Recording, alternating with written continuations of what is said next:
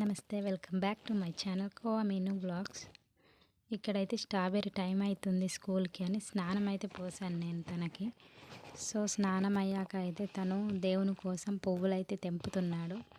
వాళ్ళ అన్నయ్య దేవునికి పువ్వులు పెట్టి స్కూల్కి వెళ్ళాడు. సో నేను తెంపి పెడతా మమ్మీ అని స్నానం అయ్యాక అన్ని పువ్వులు అయితే మంచిగా తెంపుతున్నాడు. సో చినుకులు అయితే పడుతున్నాయి, వర్షానికే తెంపుతున్నాడు అన్నట్టు.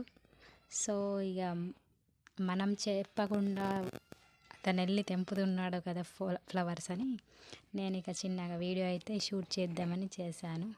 సో ఎక్కడెక్కడ ఏమేం పువ్వులు ఉన్నాయో అన్నీ దొరకబట్టి అన్నీ గుంజుతాండు. పువ్వులు తెంపుతున్నాడో లేకుంటే చెట్టునే పీకుతాడో తెలియట్లేదు.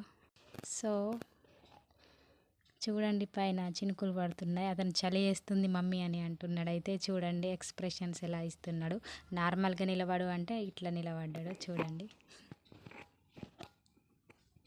సో ఇంకో చెట్టు దగ్గర అయితే పోయి పువ్వులు తెంపుతున్నాడు.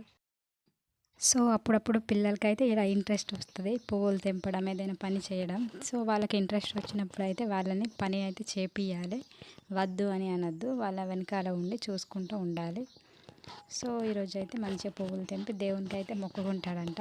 రోజు మొక్కుతాడు కానీ ఒక ఫ్లవర్ ఏమో తెంపి పెట్టి మొక్కుతాడు. ఈరోజు ప్లేట్ పట్టి మంచిగా అన్ని పువ్వులు తెంపుతున్నాడు అన్నట్టు. అది కూడా వర్షంలో. ఆ చెట్లు ఇక పోతాయి ఉండయి కానీ. సో మా స్ట్రాబెర్రీ వీడియో నచ్చితే చిన్న లైక్ ఇచ్చి సబ్స్క్రైబ్ చేయండి మా ఛానల్ని. చూడు ఎక్కడెక్కడ ఉన్నాయో అవన్నీ దొరకబడుతున్నాడు. పువ్వులు మంచిగా తెంపుతున్నాడు. క్లీన్ చెట్టు మొత్తం క్లీన్ చేసేస్తున్నాడు. ఒక్క పువ్వు ఉంచుతలేడు చెట్టు మీద. సో ఈ విధంగా అయితే మార్నింగ్ చల్లగా చినుకులు పడేటప్పుడు వర్షానికి పువ్వులు అయితే తెంపుతున్నాడు పూజ కోసం.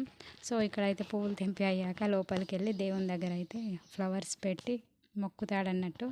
సో ఇక్కడ పెడుతున్నాడు తను. లాస్ట్కి ఫైనల్గా అయితే శుక్లాంబరధరం అది ఒక శ్లోకం అయితే పాడిండు అతనికి వచ్చిన విధానంలో. సో అలాగే చిన్నపిల్లల్ని ఎంకరేజ్ చేస్తే మెల్లమెల్లగా చేస్తారన్నట్టు. నచ్చితే చిన్న లైక్ ఇవ్వండి. శుక్లం భరధరం విష్ణుం చతుర్భుజం